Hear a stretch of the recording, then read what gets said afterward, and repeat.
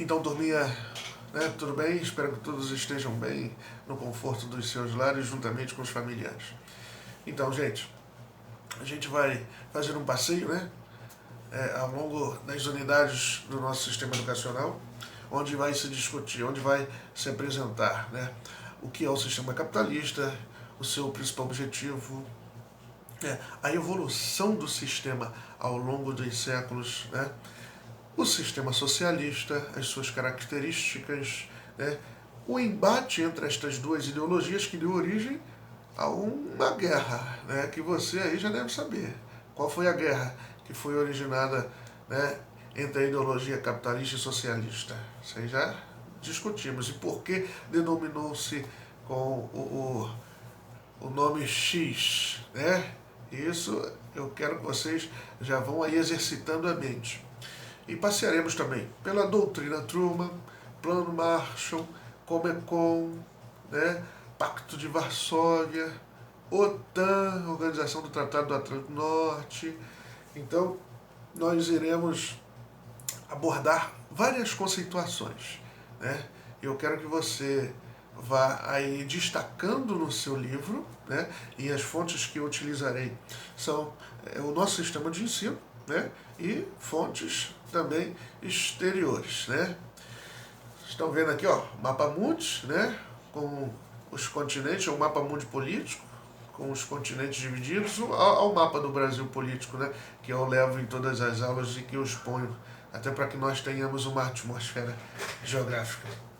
Então, queridos, né, como a gente já pôde acompanhar e quem ainda não fez, faça o destaque, faça o grifamento, o capitalismo e a produção, né, do espaço geográfico, né? O que seria o espaço geográfico? O espaço geográfico é o espaço em que a gente vive, é o espaço em que as culturas elas são vividas, vivenciadas. Né? O espaço, o objetivo de estudo da geografia em si é o espaço.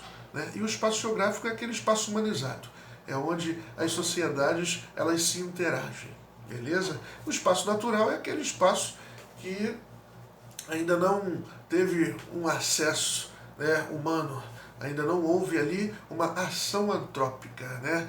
E lembra lá dos anos anteriores, lembra do primeiro ano, onde eu pedi para que vocês pesquisassem o que é uma ação antrópica. O que é uma ação antrópica? Você lembra? Lembra aí, pessoal? Uma ação antrópica nada mais é do que uma ação humana, né, modificando o meio ambiente natural. Então, aqui na nossa região, na região sudeste, é um pouco mais complicado da gente falar onde ainda não sofreu uma ação antrópica, né? Mas lá na região norte, região amazônica, ainda existem, né? Olha lá, tá vendo? Ó?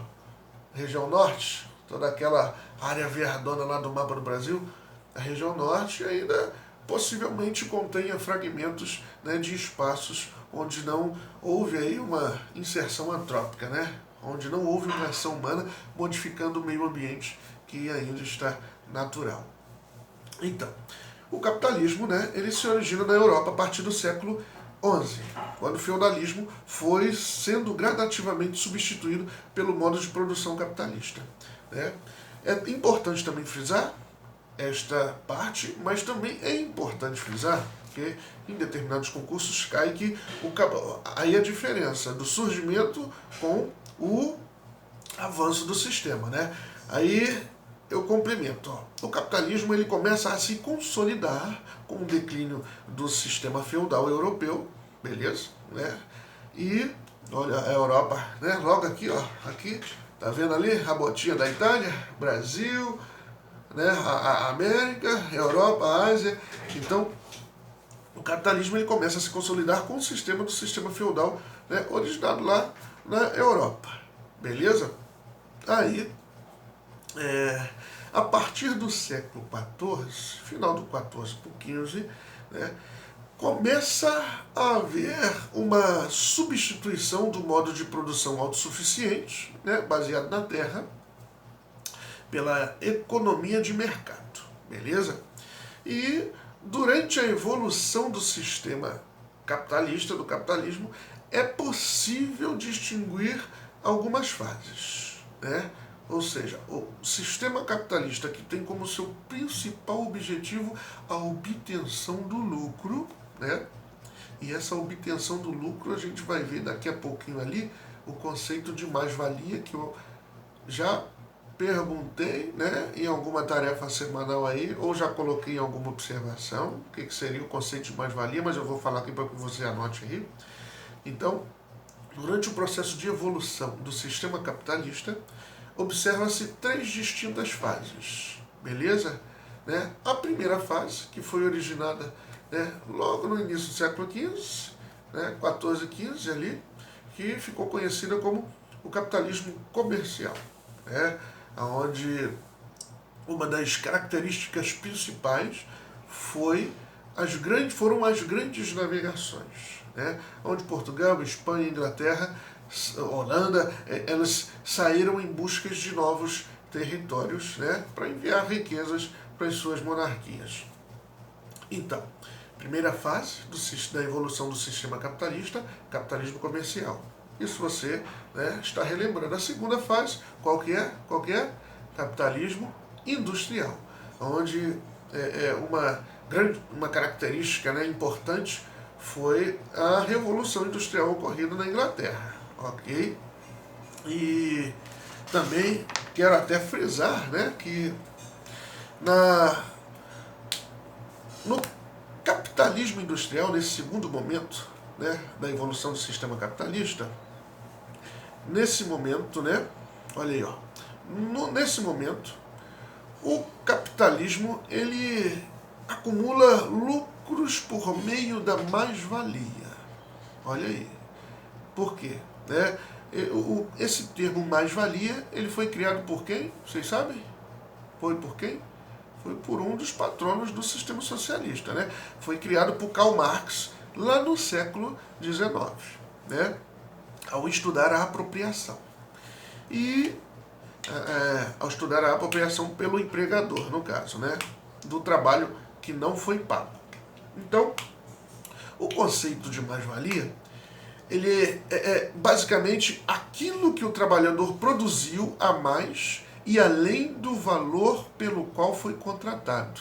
Eu já fiz até alguns exemplos com vocês. Então, o conceito de mais-valia, mais uma vez, reforço aqui, ó, é aquilo que o trabalhador produziu a mais, além do valor pelo qual foi contratado. Então, se eu trabalho, né, se o seu pai, seu responsável, sua irmã, seu tio, sua tia, seu pai, se ele trabalha para receber um salário mínimo de hoje, né, vigente, R$ 1.045 para uma empresa privada, ele tem que estar gerando, né, um lucro para o patrão, né, de no mínimo do dobro ou 3 vezes mais, porque senão não vai compensar, né, ele estar ali empregado. Então o conceito de mais-valia é isso, é o que o dono se apropria, né, do trabalho que você está realizando. Beleza? Mais uma vez, é aquilo que o trabalhador produziu a mais, além do valor pelo qual fora, né, o contratado. Beleza?